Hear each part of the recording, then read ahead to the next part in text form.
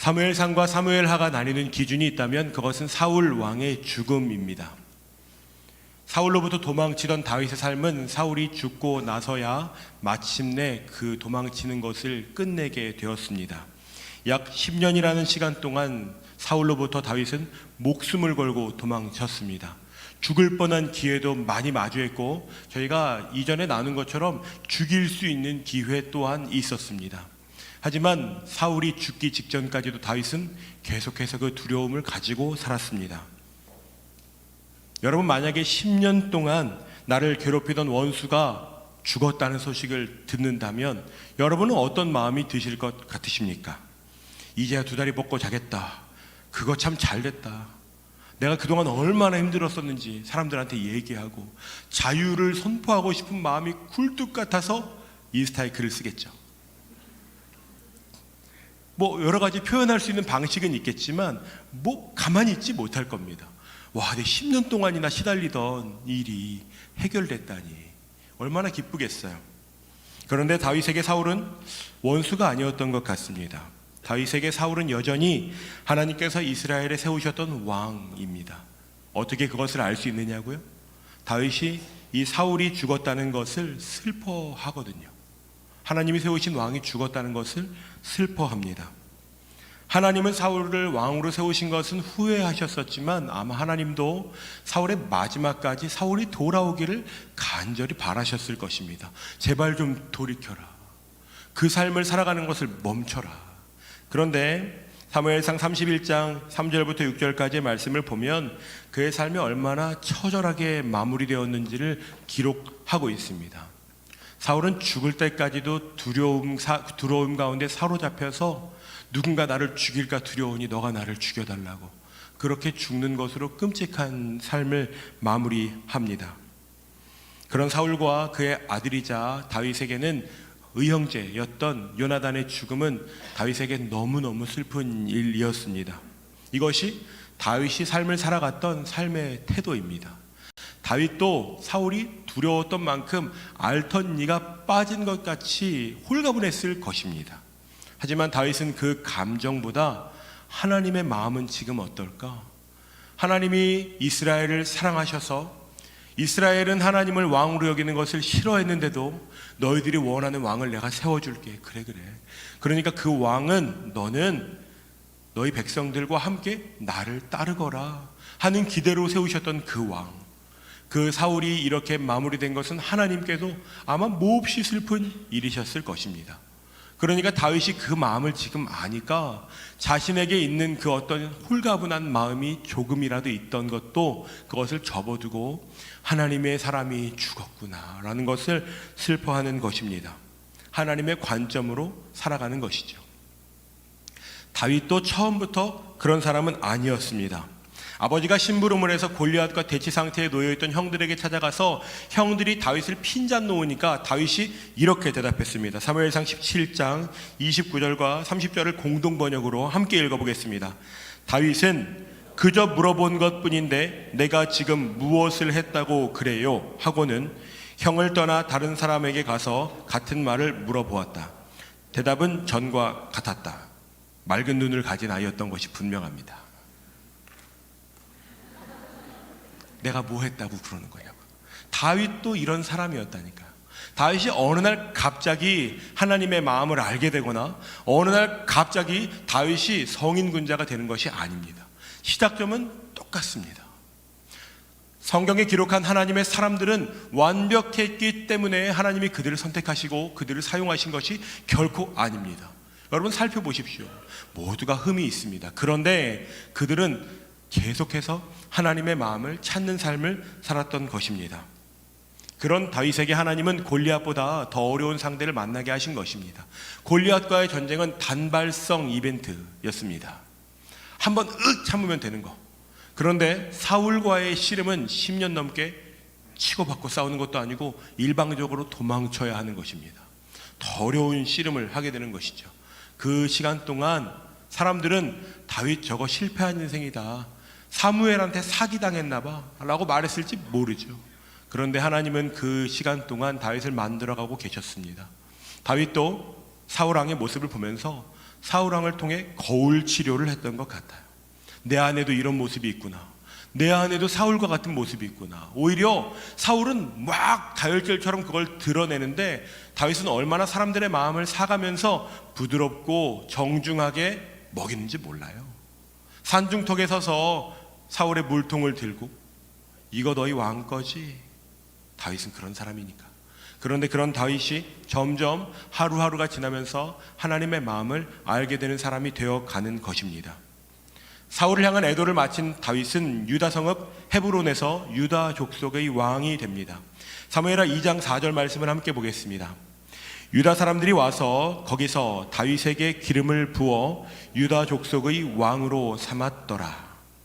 이전에 다윗은 이런 사람이었습니다. 아버지가 말하면 아버지의 심부름을 따라서 가보기도 하고, 사울의 아들 요나단의 조언을 듣기도 하고, 그리고 사람들로부터 제사장의 조언을 듣기도 하고, 자신을 따르는 사람들의 조언을 듣기도 했던 사람이었습니다. 그런데 그런 다윗이 지금 사무엘하 2장에서는 다른 사람이 되었습니다. 지난 시간 동안 다윗이 많이 바뀌었습니다. 2장 1절을 함께 읽어보겠습니다. 그 후에 다윗이 여호와께 여쭈어 아뢰되 내가 유다 한 성읍으로 올라가리이까? 여호와께서 이르시되 올라가라. 다윗이 아뢰되 어디로 가리이까? 이르시되 헤브론으로 갈지니라. 이 정도면 괜찮죠? 하나님 어디로 갈까요? 오늘은 홍대 입구로 가. 공항철도를 타. 네 번째 칸에 자리가 있을 거야. 와, 괜찮잖아요. 다윗이 지금 하나님께 여쭈어보고 그 길을 따라가서 이제는 어떻게 할까요? 하나님 말씀해 주시는 그런 사람이 되었습니다. 하루아침에 된 것은 아닙니다. 목숨을 건 치열한 추격전이 있었습니다. 그리고 그 시간을 통해 다윗은 이제 하나님과 대면하는 사람이 된 것입니다. 하나님의 마음을 구해보고 하나님이 무엇을 원하시는지, 그러니까 그 시간은 다윗에게는 다른 사람들이 어떻게 그 시간을 평가하든 하나님의 마음을 알아가는 시간이었습니다. 하나님이 나에게 어떻게 말씀하시는지 소통하는 방식을 알아가는 시간이었죠. 여러분, 재밌는 것이 있다면 그 나이가 다윗의 청년의 시절입니다. 저는 그래서 청년의 시절에 하나님의 마음을 알아가는 연습을 여러 가지로 시키신다고 생각합니다. 때로는 성공으로, 때로는 실패로, 때로는 누군가로부터 속임을 당하는 것으로, 억울한 일을 만나는 일로, 때로는 내가 예상치 못한 즐거운 일들로 하나님은 하나님의 마음을 우리에게 흘려내십니다. 문제는 우리가 그것을 잘 듣지 않는 것에 있습니다. 궁금해하지도 않고 기다려보지도 않고 그 뜻이 온전한 것인지 계속해서 돌다리만 두들겨 봅니다. 어떤 날 일찍 일어나야 되는 날이 있으면 알람을 여러분 몇 개쯤 맞추세요? 한 3개? 흔들어 보실래요? 3개. 3개 정도, 5개. 5개 없으세요? 되게 강심장들이시군요. 저는 이렇게 쫄보여가지고 적어도 2개는 맞춰요. 그리고 처음 걸 끄면서 이렇게 생각하죠. 10분이나 더 잘 수 있다니. 여러분, 하나님의 마음을 그렇게 구하시고 기다려보시고 하신 적이 있으세요? 하나님의 마음이 지금 내가 놓치지 않을까? 우리 회사는 지각하지 않으려고 하면서, 약속은 늦지 않으려고 하면서 하나님의 마음을 지금 구하는 것을 다윗은 연습했고 그것을 이제는 쓰면서 살아가는 사람이 되었습니다. 그러니까 어쩌면 다윗은 지금 왕과 같은 모양에 갖추어진다기보다는 하나님의 마음을 듣는 방법을 아는 사람으로 점점 만들어져 가는 것 같습니다. 그런데 여전히 같은 상황 속에서 사울이 살아있을 때 군사령관, 우리말로 하면 국방부 장관 같은 사람이죠. 군사령관이자 사촌이었던 아브넬, 그리고 이새의 아들 스루야의 아들인 아사헬은 작당을 해서 하나님의 말씀을 따르기보다는 자기의 유익한 것을 추구하는 길을 살아가는 선택을 하는 사람들도 있습니다. 하나님은 분명히 같은 분인데 누군가는 아버지의 마음을 구하면서 살아가는 사람이 있고, 누군가는 내 입속을 추구하느라 거기에 내 모든 삶을 올인하는 사람들도 있습니다. 이 두 사람 모두 인생은 한 번뿐입니다. 그러니까 여러분은 어떤 곳에 지금 계신지 여러분 자신은 아실 것입니다. 나는 지금 어디에 속해 있지? 여러분 느낌이 오시지 않으십니까? 다윗은 더 나가서 하나님의 말씀을 따라 자신의 아내들과 부하들의 가족들까지 모두 데리고 올라가서 하나님이 말씀하신 그 헤브론에 살게 했습니다. 그리고 사무엘하 2장 5절부터 7절을 눈으로 한번 보시면 야베스 길리앗 사람들이 사울 왕의 장례를 치러줬다는 얘기를 듣고 나서 그들에게도 축복해 줍니다. 그러니까 단지 명복을 빌어 이제는 괜찮아, 그래 내가 이제는 사울로부터 자유로워졌어 정도가 아니라 너희들이 사울 왕의 장례를 치러줬구나, 너무 고맙다, 그걸 해주다니, 그러면서 축복해 주는 것입니다. 사람들은 그러니까 이런 다윗을 주목해보게 되었죠. 하지만 그 반대편에 있는 사울의 군사령관이 있습니다. 그는 사울의 아들 이스보셋을 왕으로 삼았습니다. 유다의 왕은 다윗입니다. 화면을 한번 보시면 유다의 왕은 다윗이라면 사울의 아들 이스보셋은 길르앗, 아술, 이스라엘, 에브라임, 베냐민과 온 이스라엘의 왕으로 지금 세워진 것입니다. 이것만 보면 하나님의 약속이 이루어지지 않는 것 같습니다. 더 정확하게 말하면 이스보셋을 왕으로 앞에다가 놓고 그 뒤에서 지금 이 아브넬이 자기의 원하는 것을 이루고 싶은 것이죠. 사울로부터 얻었던 그 권력을 내가 계속 이어가려면 너가 왕이 되는 게 좋겠다. 이건 여러분 전혀 하나님의 마음을 따르는 것이 아닙니다. 이렇게 기록하고 있습니다. 사무엘하 2장 8절과 9절입니다. 사울의 군사령관 넬의 아들 아브넬과 이미 사울의 아들 이스보셋을 데리고 마하나임으로 건너가 길르앗과 아술과 이스라엘과 에브라임과 베냐민과 온 이스라엘의 왕으로 삼았더라. 여러분 성경 있으신 분들은 사무엘하 3장 6장을 한번 보십시오. 아브넬은 이 사울의 집과 다윗의 집의 긴장관계 속에서 본인이 해먹을 건 다 해먹습니다. 오늘하고 되게 비슷하죠. 어느 길에 내가 서는 것이 명확한 그 이익이 되는지를 명확하게 계산해서 그 길에 탁 서서 이익을 뽑아먹으려고 하는 것입니다. 전혀 하나님의 마음에는 관심이 없습니다. 더 나아가서 그는 다윗과 언약하는 것처럼 다윗을 구워 삶아가지고 다윗이 왕이 되셔야 하는데 내가 그걸 준비하고 있었던 거라고 그렇게 속이면서 이야기합니다. 다윗은 좀 바보같이 속아 넘어가는 것 같아요. 그러니까 주변에 좀 지식이 있고 지혜가 있고 지금 상황을 볼 수 있는 사람들이 그거 아니라고, 왕이시여 왜 그러시냐고, 그거 누가 봐도 속이는 거 아니냐고 그렇게 얘기하고 더 나아가서 그 사람을 죽이기까지 합니다. 도저히 다윗 왕이 말을 들을 것 같지 않으니까 그 사람을 죽이는 거예요. 그런데 다윗이 어떻게 하는지 아십니까? 사무엘하 33장 31절 32절입니다. 31절과 32절 함께 보겠습니다. 다윗이 요압과 및 자기와 함께 있는 모든 백성에게 이르되 너희는 옷을 찢고 굵은 배를 띠고 아브넬 앞에서 애도하라 하니라. 다윗 왕이 상여를 따라가 아브넬을 헤브론에 장사하고 아브넬의 무덤에서 왕이 소리를 높여 울고 백성도 다 우니라. 왕으로서 좀 채통을 지킬 만도 한데 왕이 엉엉 우는 거예요. 그것도 누구 때문에? 자기를 왕에서 끌어내리려고 했던 사람이 죽었다는 것 때문에 엉엉 우는 거죠. 이게 여러분 전혀 리더십이 있는 모습이 아닙니다. 가끔 제가 설교를 하다가 울 때가 있는데 그럴 땐 진짜 사무실 가서 웁니다. 진짜 굉장히 괴로워요. 유튜브를 볼 자신이 없어요. 여러분 왕은 어떻겠어요? 저는 아무것도 아닌데 왕이 백성들 앞에서 소리를 내서 울고 너희들도 굵은 베옷을 입으라고, 이것을 결코 본인 혼자만의 애도로 멈추게 하고 싶지 않고 온 백성들이 함께 그 마음을 가지도록, 하나님은 지금 어떤 마음이시겠느냐, 그것을 기억하게 하는 것입니다.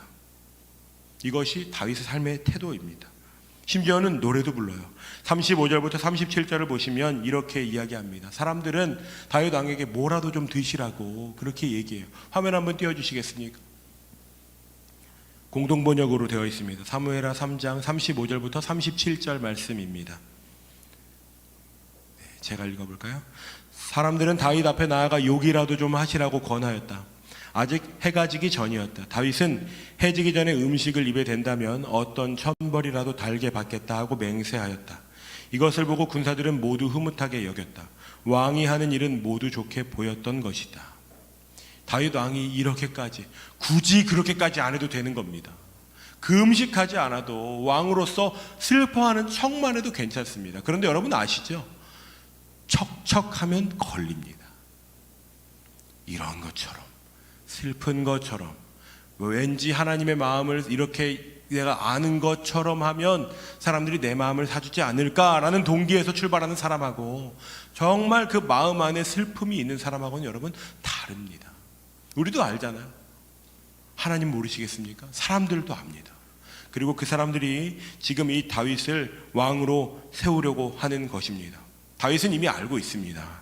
하나님이 원하시면 원하시는 때에 어김없이 나를 온 이스라엘의 왕으로 세우실 것이라는 것을 다윗은 알고 있는 것입니다. 그러니까 사울의 죽음 앞에서도 사울의 아들을 왕으로 세운 그 나쁜 사람 앞에서도 다윗이 전혀 조바심 내지 않고 있는 것입니다. 그리고 그런 다윗을 오늘 본문에서 드디어 왕으로 인정하면서 바라보게 되는 장면이 등장합니다.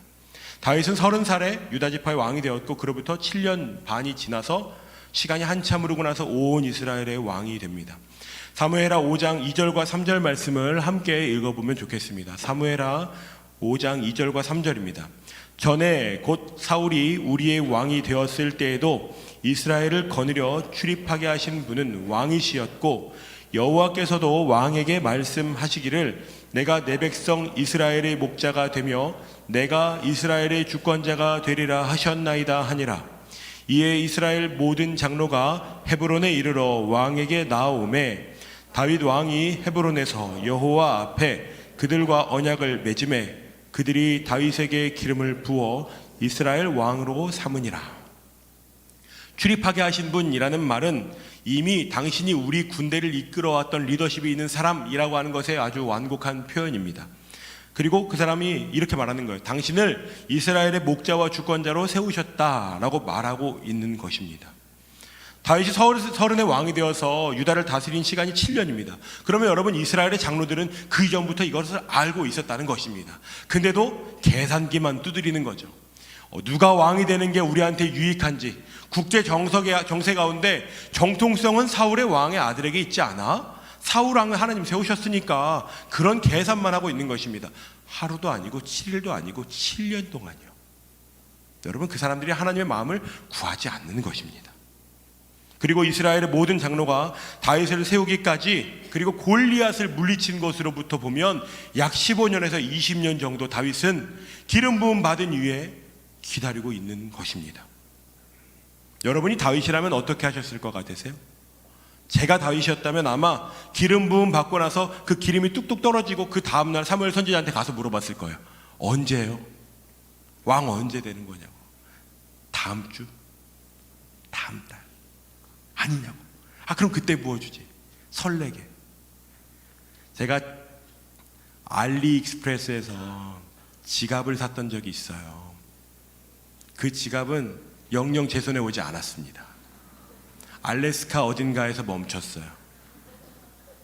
그래서 다시 주문했죠. 6개월이 걸렸습니다. 그 지갑을 봤는데 지구가 그렇게 넓다는 걸 그때 알았어요. 송장 번호라도 없었으면 안 기다렸을 거 아니에요. 6개월 기다리는 것도 엄청 조바심 나요. 제가 그걸 받고 두목사님한테 엄청 자랑했다고. 목사님 지갑이 왔어요. 두목사님 너무 선하셔서 목사님 너무 예쁘네. 별 관심은 없는 것 같았어요. 근데도 너무 예쁘네요. 진짜 여러분 다윗이 지금 20년 동안 왕이 되는 걸 기다리고 있다니까요. 조바심 낼만 하잖아요. 이제는 좀 내년 정도 언젠지는 대충을 말해줘야지. 기름 붓고 그거 다 날라갔다고 지금 사람들이 비웃는다고 이스라엘의 장로들에게 가서 말하고 싶지 않았겠습니까?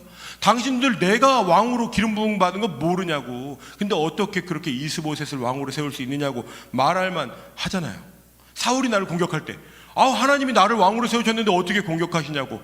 왕이시여 미치셨습니까? 이렇게 말할만 하잖아요. 한 말도 못할걸요 사울이. 그런데 다윗이 그렇게 얘기하지 않아요. 기다립니다. 한없이 기다리는 것 같아요. 아마 영영 이루어지지 않아도 제가 생각할 때 다윗은 기다렸을 것 같아요.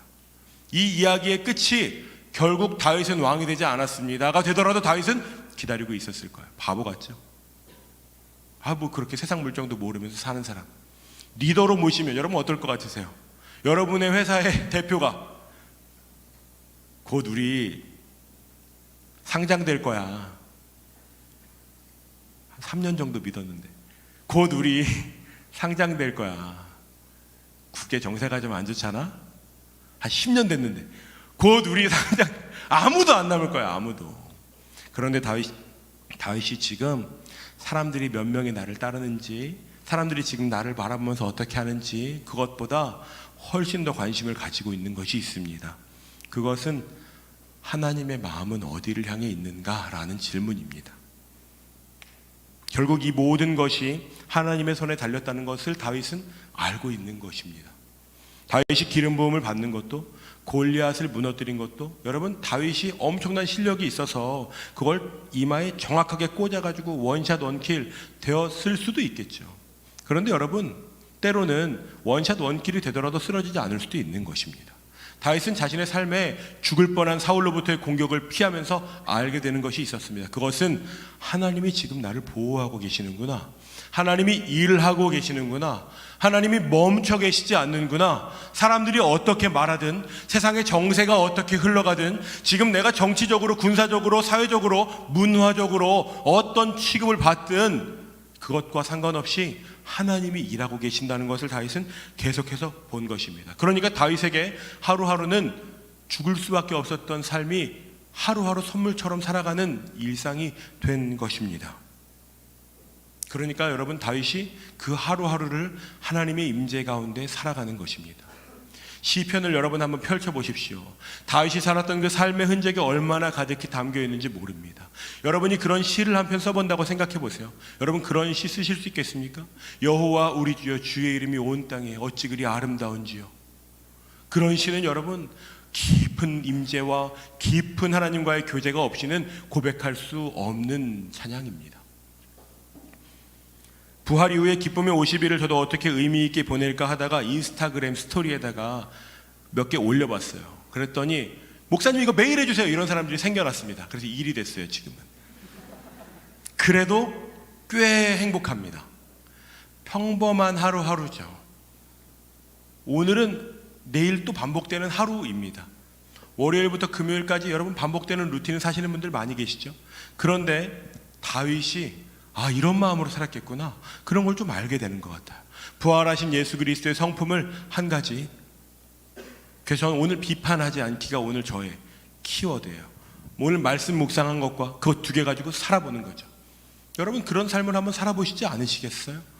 하나님의 마음이 어디를 향해 있는지, 내 마음은 지금 무엇으로 채워지고 있는지, 하나님의 마음이 내 마음 안에 점점 채워지고 있는지, 아니면 처세와 사람들의 마음을 인정받는 거, 인기 얻는 거 정도에서 멈추고 계시는지요.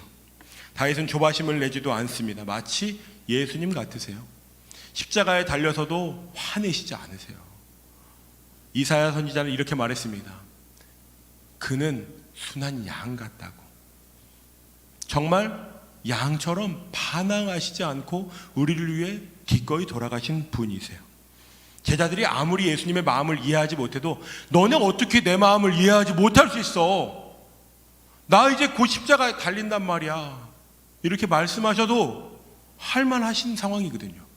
그런데 제자들은 저 예수님 오른편에 앉게 해주세요, 저 예수님 왼편에 앉게 해주세요, 그것만 얘기하고 있는데 예수님이 그들을 보면서 아마 찡그리시지도 않았을 겁니다. 그리고 기다려주시는 것입니다. 사도 바울은 로마서 11장에서 하나님이 모든 사람에게 긍휼을 베푸셨다는 것을 이야기합니다. 그리고 그 긍휼을 선물로 입은 사람은 이런 태도로 살아가야 한다라고 알려줍니다. 로마서 12장입니다. 여러분 눈으로 한번 보시겠습니까? 로마서 12장에 보면 우리가 어떤 것을 붙들고 살아야 하는지 그것을 아주 명확하게 기록하고 있습니다. 하나님으로부터 사랑을 받았다면 우리는 이렇게 살아갈 수 있는 존재들입니다. 여러분, 이것을 윤리적으로 의무적으로 해석하지 마십시오. 너희는 이렇게 살아야 해가 아닙니다. 하나님은 우리에게 그 놀라운 은혜를 베푸셨기 때문에 우리는 저렇게 살아갈 수 있는 처지와 수준과 성정을 가진 사람이 아닌데도 우리가 저것을 꿈꿀 수 있는 하나님의 자녀가 되었다는 것을 말하는 것입니다. 여러분, 저 중에 어떤 것이 여러분의 마음에 박히십니까? 오늘 다윗은 너희를 박해하는 자를 축복하라, 축복하고 저주하지 말라, 즐거워하는 자들과 함께 즐거워하고 우는 자들과 함께 울라. 여러분, 이러한 마음에 여러분의 마음이 향하신다면 그것을 붙들고 살아보시는 것이 오늘 하나님께서 여러분을 향한 기대입니다. 여러분 잘 아시는 것처럼 9년 전 오늘 슬픈 일이 있었습니다. 누군가는 오늘이 아주 슬픈 날이겠죠. 이것이 정치적으로 이해될지 모르겠어요. 그런데 그리스도인이라면 누군가가 내 곁에서 슬퍼한다면 함께 슬퍼해 주는 것이 하나님의 뜻입니다. 무엇이 맞고 틀리는지 그건 우리가 다 이해할 수 없지만 누군가가 내 주변에서 슬퍼하고 있다면, 여러분 주변에 그런 분 안 계십니까? 마음이 어려워서 오늘 하루를 어떻게 살아요? 우리 부활 얘기하면서 그 사람이 지금 죽음을 향해 있는데 그 사람을 바라보면서도 무감각하다면 여러분 그것으로 우리가 충분하다고 여길 수 있겠습니까? 여러분, 하나님이 실력이 없어서 시간이 필요하신 것이 아닙니다. 하나님은 다윗을 기다리고 계시는 것입니다. 하나님이 다윗을 로봇처럼 만드실 수도 있죠. 너 오늘부터 완전해져. 완전해졌다. 될 수 있죠. 그런데 하나님은 다윗이 자발적으로 하루하루의 삶의 누적으로 하나님의 마음을 알아가는 사람으로 완성되기를 기대하고 계십니다. 그러니까 다윗도 그 마음을 알아서 하나님이 나에게 무엇을 기뻐하실까? 그것을 따라가면서 살다 보니까 그 끝에는 하나님이 계신 것입니다. 여러분, 무언가를 선택하고 무언가를 포기할 때 그 이유가 살아계신 하나님이 되십니까?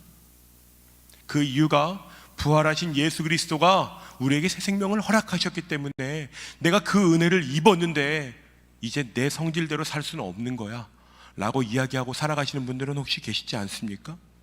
하나님은 우리에게 그 놀라운 은혜를 이루시는 분이십니다. 그러니까 다윗의 삶은 하나님의 뜻이 이루어지도록 매일매일 하나님 아버지의 음성을 구하고 하나님의 도우심을 구하고 때로는 오해를 받거나 무시를 받거나 사람들이 떠나가도 하나님의 곁에 꼭 붙어있는 삶을 사는 것이었습니다. 성경은 다윗의 이 삶이 어떻게 진행되었는지를 이렇게 기록합니다. 사무엘하 5장 10절과 12절 말씀을 함께 읽어보겠습니다. 만군의 하나님 여호와께서 함께 계시니 다윗이 점점 강성하여 가니라. 다윗이 여호와께서 자기를 세우사 이스라엘 왕으로 삼으신 것과 그의 백성 이스라엘을 위하여 그 나라를 높이신 것을 알았더라. 다윗이 이것을 알았던 사람입니다. 사랑하는 여러분, 그러니까 여러분의 삶에 오늘 대단한 일이 일어나지 않아도 상관없습니다. 여러분, 오늘 예배 기도할 때 엄청난 마음이 나에게 확 박혀서 이거였구나, 여러분 그러지 않아도 괜찮습니다. 하나님의 뜻이 아주 작은 조각 하나만 우리의 삶에 이루어진다면 그것으로 오늘을 살아갈 이유는 충분한 것입니다. 여러분, 제 왼손에 결혼 반지가 있습니다. 여러분은 안 보이시겠지만 여기엔 소름 돋게도 다이아가 있죠. 보이세요? 겁나 비싸요. 제가 프로포즈 할 때 다이아 반지 해주고 싶어가지고 알아봤거든요. 진짜 비싸. 손 떨리고. 여러분, 작은 하나님의 은혜가 그것보다 작겠습니까? 하나님이 여러분의 삶에 하나님의 뜻을 이루시는 것이 한낱 밟으면 부서지는 그 다른 어떤 보석과 같겠습니까?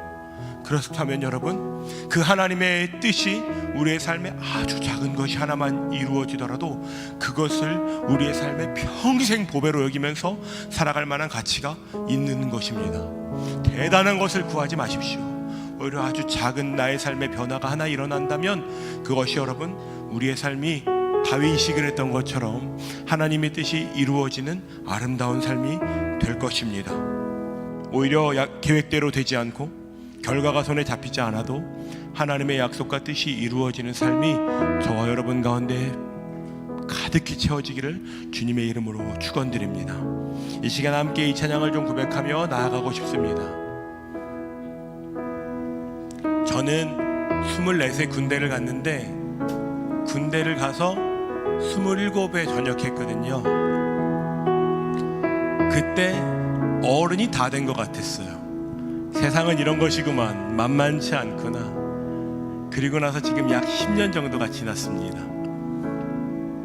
그런데 아주 제가 어리지만 그 10년이라는 시간 동안 제가 살아보니까 내가 얼마나 연약한지를 아주 객관적으로 인정하게 되었습니다. 내가 가지고 있는 힘과 지혜와 경험은 정말 가변적인 것 하나에 박살나는구나 라는 것을 많이 배웠습니다. 그리고 고백하는 것은 이것입니다.